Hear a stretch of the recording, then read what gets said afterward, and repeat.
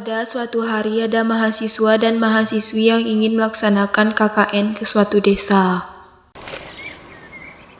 Bagi siswa-siswi semuanya di sini, Ibu ingin memberikan kalian tugas program KKN yang dilaksanakan di suatu desa. Izin bertanya, Bu, di mana kita akan melaksanakan program KKN-nya? Kalian akan melaksanakan KKN di Desa Darmo. Nama desanya aneh ya. Yang dulu bisa nggak? Sama desanya bisa ditanyakan kepada warga. Kita kumpul di rumah aku aja ya. Besok pagi semua perlengkapan langsung dibawa ke rumah Cindy aja ya. Singkat cerita, besok paginya pun mereka berkumpul di rumah Cindy. Semua kan? Ya udah, mending kita langsung berangkat ke tempat Pak RT.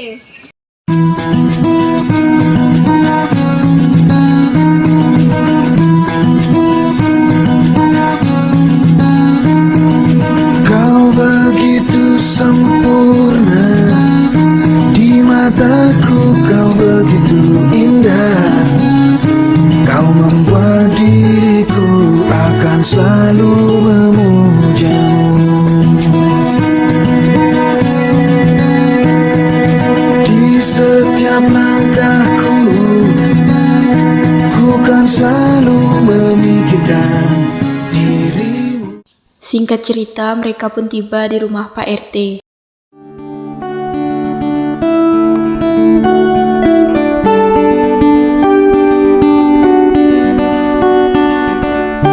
Assalamualaikum, Pak. Waalaikumsalam. Kedatangan adik-adik sini ada perlu apa ya? Jadi begini, Pak, kedatangan kami sini ingin melaksanakan program KKN. Oh, kalau boleh tahu berapa hari ya kegiatannya? 2 sampai 3 minggu. Ayo udah, mari saya antarkan ke posku.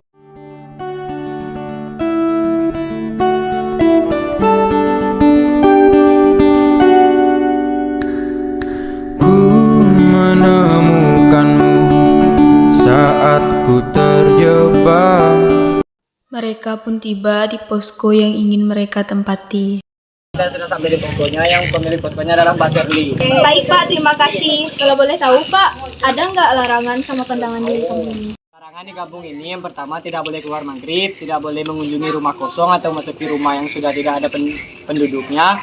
Terus yang ketiga, harus menjaga kebersihan. Saya tinggal pulang dulu ya. Assalamualaikum.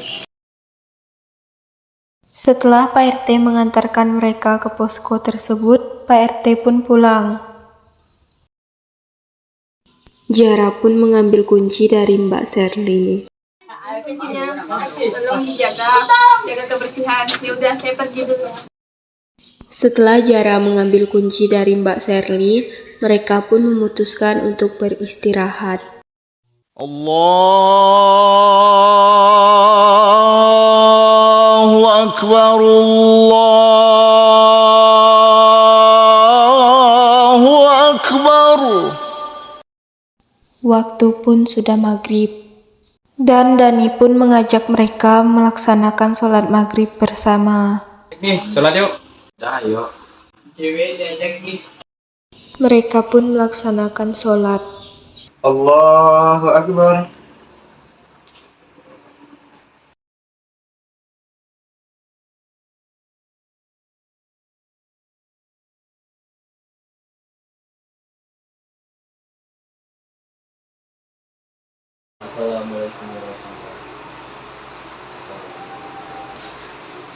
Dan setelah mereka melaksanakan sholat, mereka pun berkumpul bersama.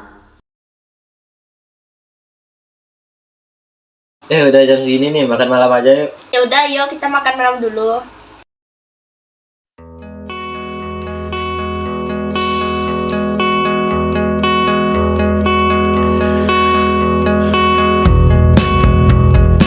Selesai makan malam bersama, mereka pun membahas kegiatan untuk besok paginya lagi.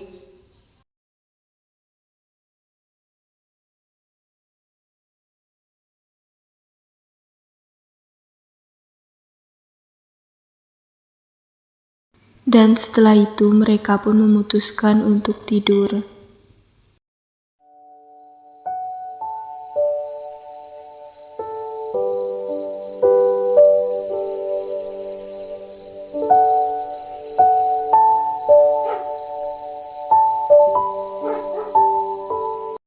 Pagi pun tiba.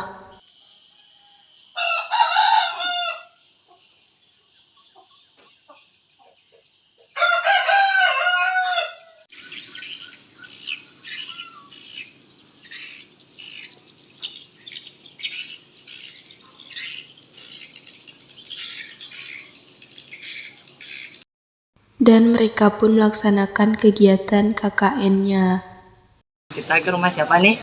Kata Pak RT kemarin kalau nggak salah ada nenek-nenek hidup bertengkara di dekat sini. Kita ke situ ya. Udah ayo daripada kita telat. Saat di perjalanan mereka dihentikan oleh dua remaja. Terima kasih ya. Ya. Mereka pun seakan-akan tidak menghiraukan perkataan dua remaja itu. Assalamualaikum, Nek. Jadi begini, Nek, ini ada sedikit bingkisan dari kami anak KKN. Terima kasih ya, Ju. Ya, Nek, sama-sama. Sebelum pulang, mereka pun melakukan sesi foto bersama. We keep this love in a photograph. We made these memories for ourselves, where our eyes are never closing, our hearts are never broken, and time's forever frozen still. Setelah itu, mereka pun pulang dan beristirahat.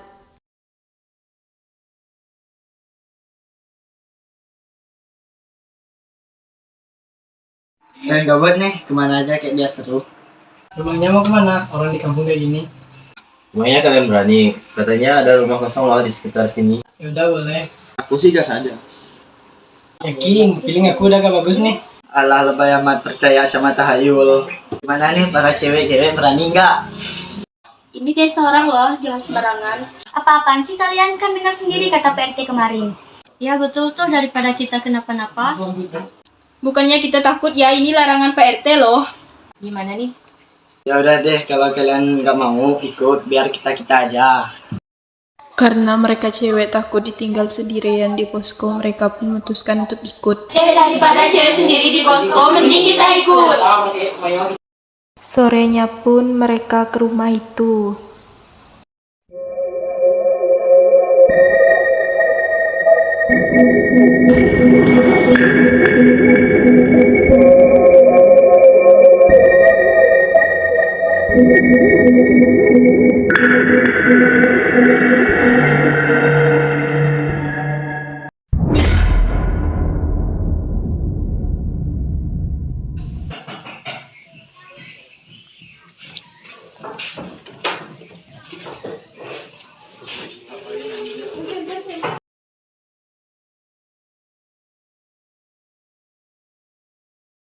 Dan tanpa mereka sadari bahwa rumah tersebut adalah rumah pesugihan Pak RT. Selamat, diam, tutup mulut, dan ikuti saya. Edo pun ditangkap oleh Pak RT dan diancam, seakan-akan Edo sudah menghilang. Wait, kok kayak ada yang kurang ya? Cindy menyadari seperti ada yang kurang dari mereka. Coba kita berhitung. Mulai dari aku ya. 1, 2, 3, 4, 5, 6, 7, 8. Itu kemana woi? Nah kan udah aku bilang tadi, makanya kalian jangan sembarangan masuk rumah. Kan kemarin kita udah dilarang sama Pak RT. Nah ini nih yang aku nggak mau. udah tenang aja dulu, kita cari ide sampai dapat. Gimana ya? Woi, ada sejajan, Cok.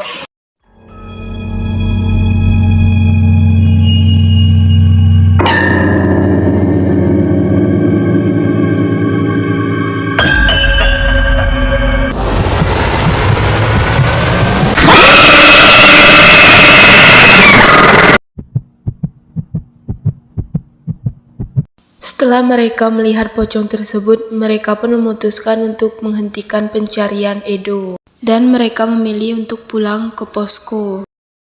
Karena mereka merasa gerah dan untuk menghilangkan rasa khawatir terhadap Edo, mereka memutuskan untuk mandi ke sungai.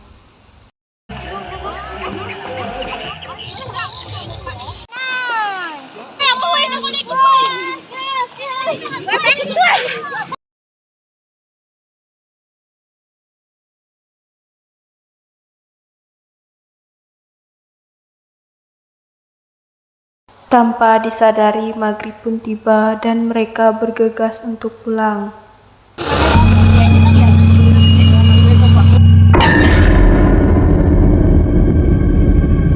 Karena terburu-buru, Angel pun membuang sesuatu sembarangan.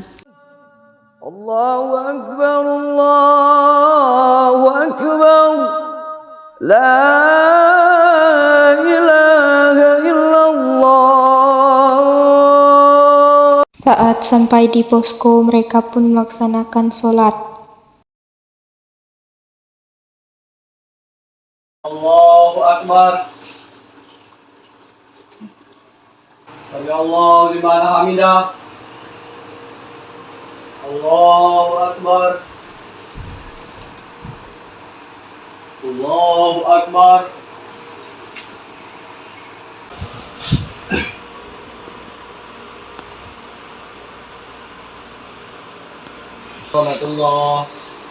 Assalamualaikum warahmatullahi. Setelah selesai sholat, mereka pun quality time.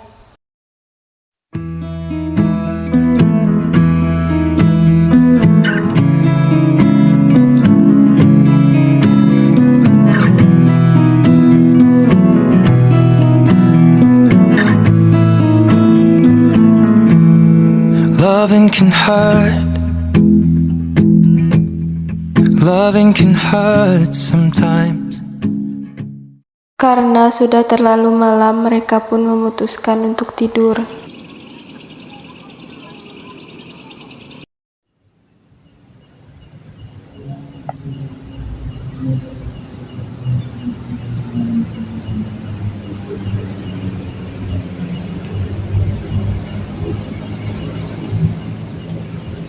Sipa terbangun karena ia melihat Zara yang sudah mulai aneh.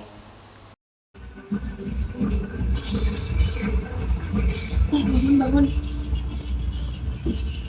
Zara, kamu kenapa? Jangan-jangan? Jangan mikir aneh-aneh. Daripada mikir aneh-aneh, dia mesti tidur.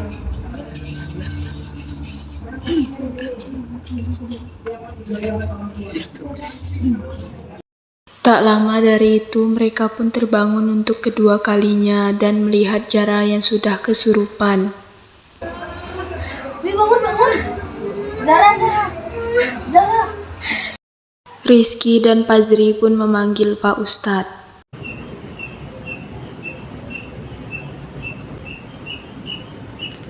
Assalamualaikum. Setelah Zara tenang, Pak Ustadz pun pulang.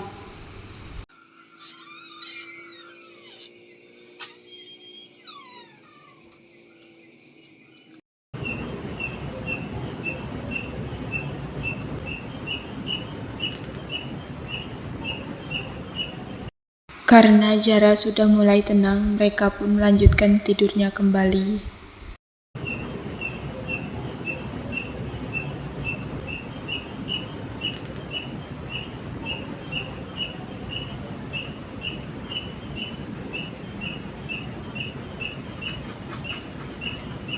Saat mereka sudah terlelap, Zara pun kembali kesurupan.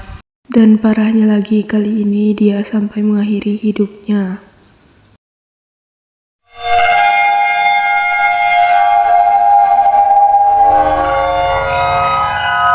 Tanpa disadari, Zara pun menusuk perutnya sendiri dengan pisau.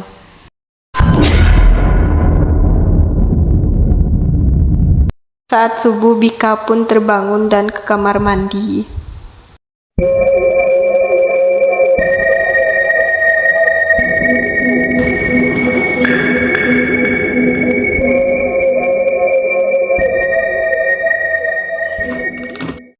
Karena Bika tidak tahu bahwa Zara sudah tiada.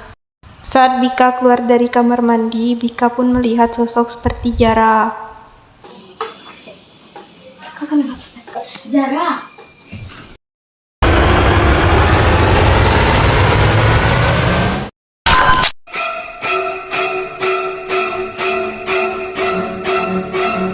Dan pada saat itu juga Bika pun tewas.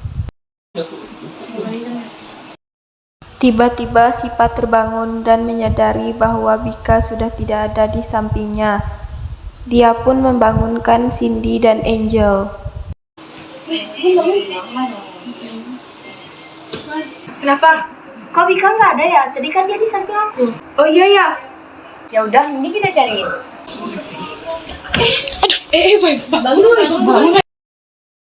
Dan mereka bertiga pun membangunkan teman-teman yang lain untuk mencari Bika. Bika hilang, woi. Jadi kita cari Bika sekarang, cepetan. Dan pada saat itu mereka mencari Bika di seluruh ruangan seisi posko. Saat Sipa ke dapur, Sipa pun melihat Bika yang sudah terbaring. Woi, Bika di sini.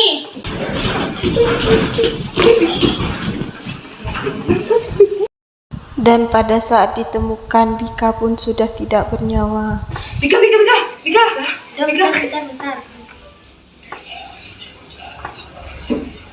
Bika udah tewas.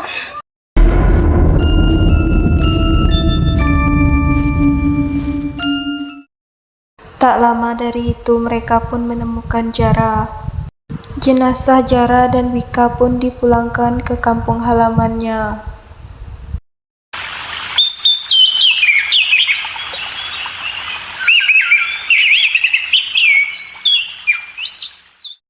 Paginya pun mereka mandi ke sungai. Woi, aku duluan mandi ya. Tungguin bentar. Gak bisa nih, aku mau cuci baju duluan. Oh ya udah, nanti aku sama Cindy nyusul. Iya deh. Hati-hati ya. Angel pun terburu-buru karena ia ingin mencari sesuatu yang ia buang kemarin. Aduh, gimana nih kok nggak ketemu ya? Karena sesuatu yang ia cari-cari itu tidak ketemu, ia pun bingung dan melamun. Saat Angel melamun, tiba-tiba ia pun ditarik sesuatu dari dalam air.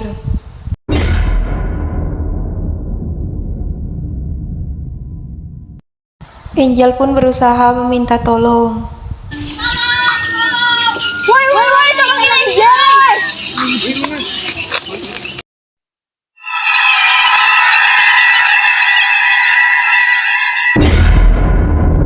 Karena panik, Depa pun dengan cepat melompat ke sungai.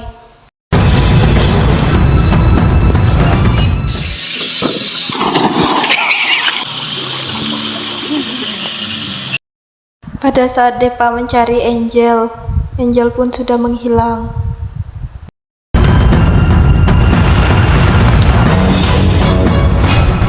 Gak ada Angel dagang. Seperti petir di siang bolong, satu persatu dari mereka pun menghilang. Dan setelah itu mereka pun memutuskan untuk pulang ke posko. Saat sore hari mereka pun berkumpul dan membahas kejadian-kejadian aneh yang sering terjadi belakangan ini. Dan tiba-tiba Pak RT pun datang.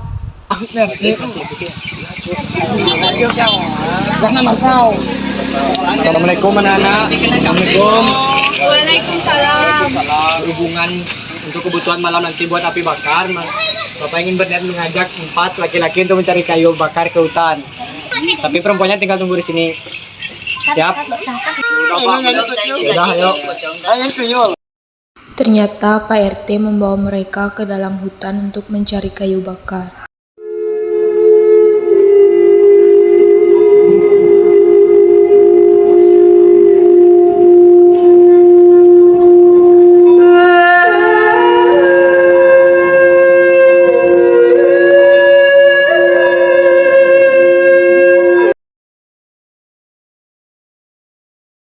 Ya udah, kalian lanjut cari dulu kayu bakarnya. Bapak tinggal dulu sebentar. Nanti kalau udah dapat langsung kembali ke tempat ya. Iya, Pak.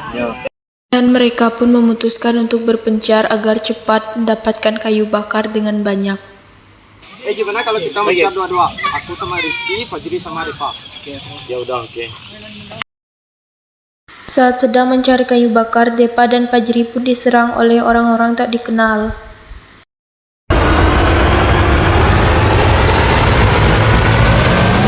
Saat itu Depa dan Fajri pun terbunuh oleh orang-orang tersebut.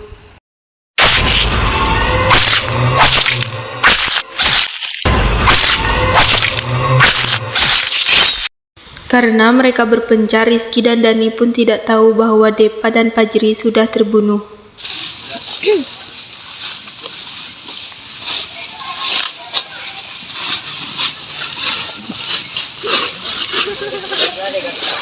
Ternyata Rizky dan Dani pun diserang oleh orang-orang tersebut.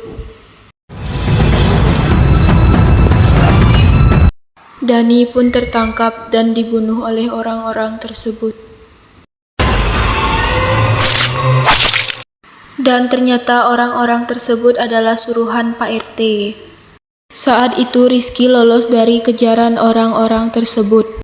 Setelah sampai di posko, ia pun menceritakan kejadian tadi sore kepada Cindy dan Sipa.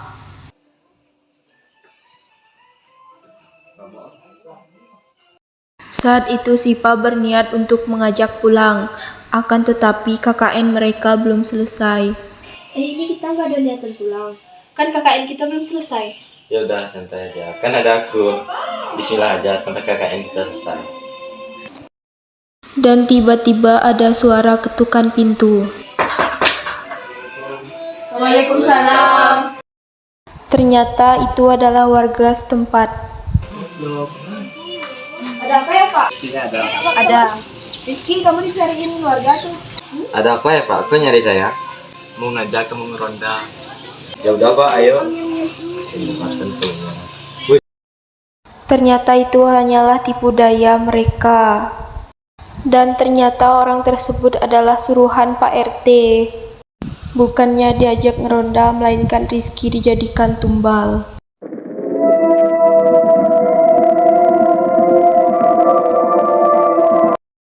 Sipa pun khawatir karena Rizky belum pulang. Kok Rizky udah jam segini belum pulang ya? Oh iya ya. Kita jangan tidur dulu ya. Kita tunggu sampai dia balik. Ya udah. Ya. Tiba-tiba Sipa pun haus. Haus nih, mau ke dapur bentar ya? Iya. Saat Sipa di dapur, Sipa pun bertemu dengan Jara.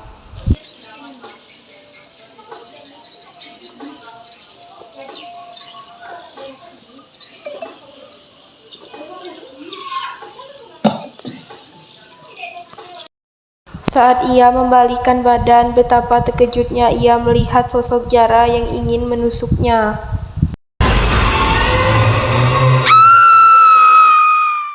Saat itu pun Sipa terbunuh oleh Jara.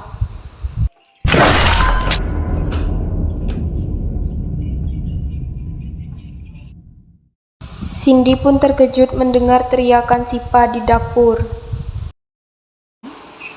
Sipa! Saat ia sampai di dapur, dia pun melihat Sipa yang sudah terbaring. Sipa! Sipa! Bangun Sipa! Cindy pun mencoba untuk menelpon Rizky. Aduh, aku harus telepon Rizky nih. Aduh, nomornya nggak aktif lagi. Karena nomor Rizky tidak aktif, dia pun memutuskan untuk ke rumah Pak RT. Dan tiba-tiba ia melihat Rizky di rumah Pak RT. Rizky! Dan betapa terkejutnya ia melihat Rizky yang sudah dijadikan tumbal. Astagfirullah! Karena teriakannya, dia pun dikejar oleh anak buahnya Pak RT. Saat ia terjatuh, ia pun dibunuh oleh anak buahnya Pak RT.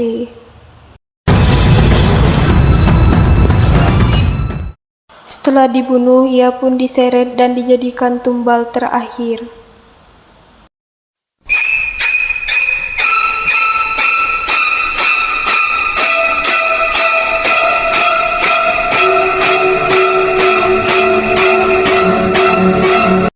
Ternyata dialah tumbal terakhir.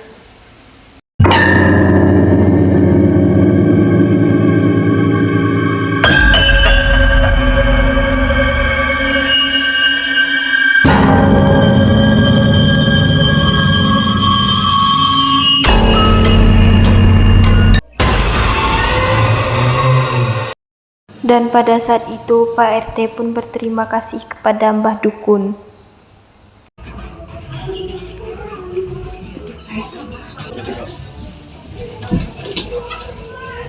Misi kita selesai, Mbak.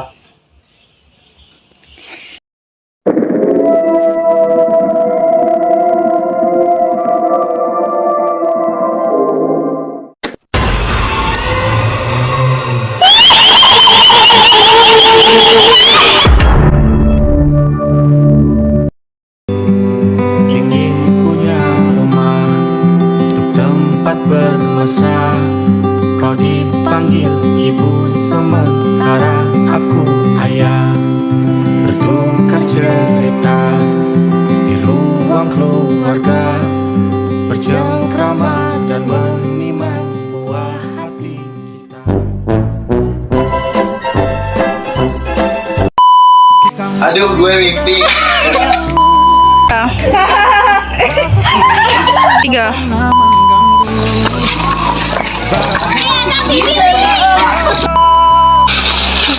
Dekat, kata jatuh. Disuruh di